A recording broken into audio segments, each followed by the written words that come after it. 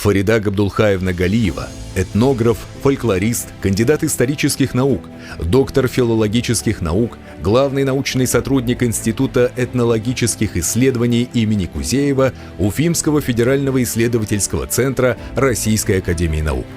Фарида Габдулхаевна внесла значительный вклад в исследование музыкального фольклора, этнографии башкир, а также популяризацию башкирской культуры.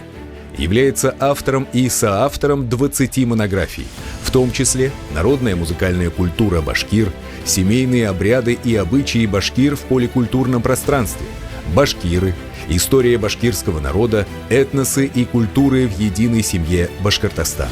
Изучение Фаридой Габдулхаевной русских, белорусов, латышей, крещен и других народов Башкортостана связано с выявлением башкирского влияния, обеспечивающего уникальность местных этнических культур.